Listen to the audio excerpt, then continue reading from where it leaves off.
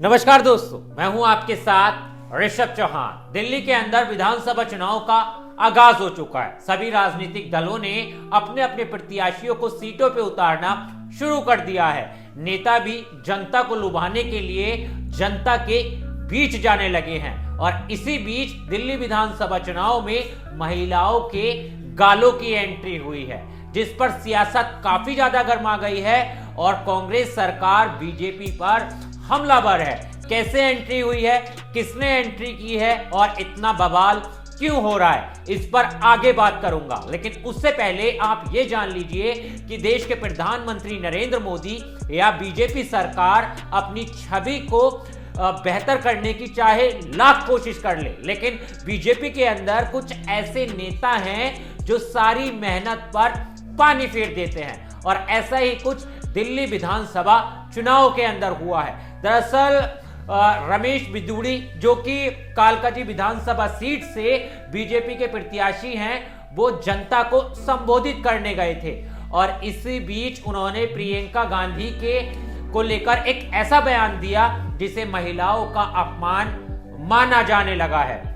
रमेश बिधूड़ी ने जनता को संबोधित करते हुए कहा कि लालू यादव ने वादा किया था कि बिहार की सड़कों को हेमा मालिनी के गालों जैसा बना दूंगा, लेकिन वो ऐसा नहीं कर पाए। मैं आपको विश्वास दिलाता हूं, जैसा ओखला और संगम बिहार की सड़कें बना दी हैं, वैसे ही कालकाजी में सारी की सारी सड़कें प्रियंका गांधी के गाल जैसी बना दूंगा। इस तरह का बयान दिया है रमेश बिधूड़ी ने, जो कि बीजेपी के नेता हैं और कालकाजी विधानसभा सीट से सीएम अतीसी के सामने चुनाव लड़ने वाले हैं। इन्हें बीजेपी ने अपना उम्मीदवार बनाया है और ये इस तरह की बयानबाजी करते हुए नजर आ रहे हैं। सीधा सीधा इस बयान को अब महिलाओं का अपमान बताया जा रहा है। इस पे कांग्रेस की भी प्रतिक्रिया आई है। पवन खेड़ा ने कहा है कि यह बदतमीजी सिर्फ इस घटिया आदमी की ही मानसिकता नहीं दिखाती,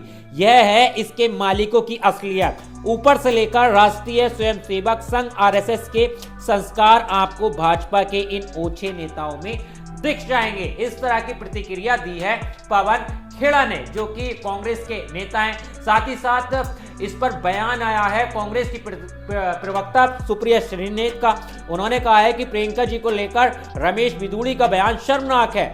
इससे महिला विरोधी भाषा और सोच के जनक खुद पीएम मोदी हैं, जो मंगलसूत्र और मुद्रा जैसे शब्दों पर बोलते हैं। कुछ इस तरह का पलटवार जो है वो लगातार कांग्रेस की तरफ से किया जा रहा है। लेकिन इस मामले पे जब रमेश बिधूड़ी से बातचीत की गई तो उन्होंने क्या कहा, आप ये भी जान लीजिए। रमेश बिधूड़ी कहते हैं कि मैंने कोई विवादित बयान नहीं दिया है।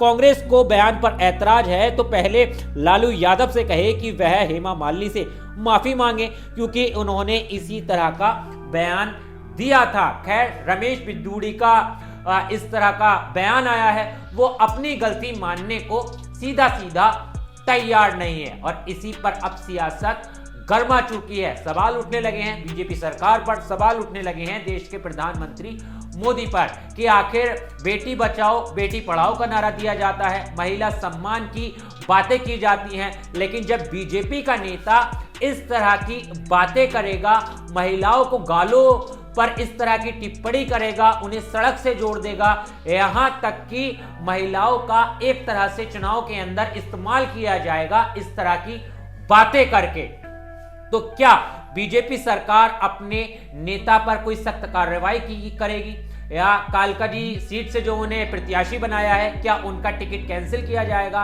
और नरेंद्र मोदी क्या रमेश बिधूड़ी की डांट लगाएंगे या फिर अमित शाह उन्हें सबक सिखाएंगे? क्योंकि ऐसा पहली बार नहीं है। लालू यादव को भी इस तरह का बयान देते हुए देखा गया था और एक दौर वो था जब आजम खान ने जया बच्चन पर एक अभद्र टिप्पणी की थी और उसे भी महिलाओं का अपमान बताया गया था। खैर, रमेश बिधूड़ी का ये जो बयान आया है और इस पे जो सियासत गर्मा चुकी है, इस पर आपकी क्या राय है? आप इस बयान को किस तरह से देखते हैं? कमेंट करके जरूर बताना और द हल्ला बोल को फॉलो करना मत भूलना।